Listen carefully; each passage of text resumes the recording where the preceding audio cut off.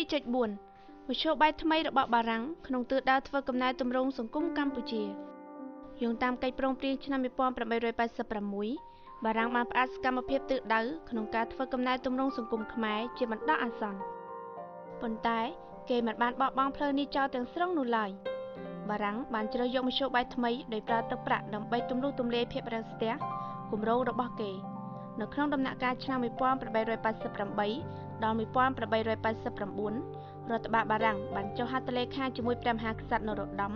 លើកិច្ចព្រមព្រៀងមួយចំនួនដែលមានរូបភាពជាសេចក្តីប្រកាសរបស់ព្រះមហាក្សត្រប្រគល់អំណាចទៅឲ្យបារាំងវិញ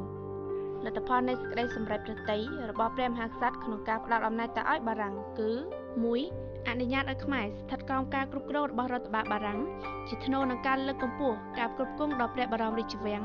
និងសេចក្តីត្រូវការសំខាន់ៗក្នុងឆ្នាំ 1890 2. បង្កើតក្រុមការងារពិសេសដែលស្ថិតក្នុងការដឹកនាំរបស់រដ្ឋបាលបារាំងចាប់ពីខែមករាឆ្នាំ 1892 រាល់ការបង់ពន្ធទាំងអស់ដែលប្រមូលដោយមន្ត្រីខ្មែរត្រូវប្រគល់ទៅឲ្យក្រុមការងារពិសេសបារាំងធ្វើដូច្នេះដើម្បីលុបបំបាត់អំពើពុករលួយនៅក្នុងជួរមន្ត្រីពន្ធដារខ្មែរចំពោះបញ្ហាជាមួយនឹងមន្ត្រីរាជការខ្មែរបារាំងក៏បានយកប្រាក់មកធ្វើជាមធ្យោបាយដោះស្រាយដែរ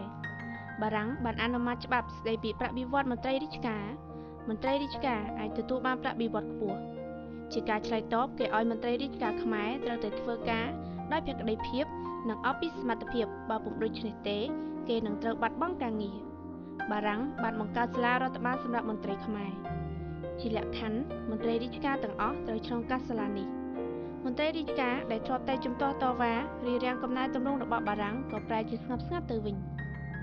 ដូច្នេះទោះបីជាបារាំងបានផ្អាកសកម្មភាពបន្តិចនៅឆ្នាំ 1886 ក៏ពិតមែនប៉ុន្តែនៅក្នុងរយៈពេលយ៉ាងខ្លីប៉ុណ្ណោះបារាំងក៏បានច្បាមយកអំណាចទាំងអស់មកវិញជាពិសេសអំណាចគ្រប់គ្រងទាំងស្រុងលើប្រព័ន្ធរដ្ឋបាលនិងប្រព័ន្ធពន្ធដារខ្មែរ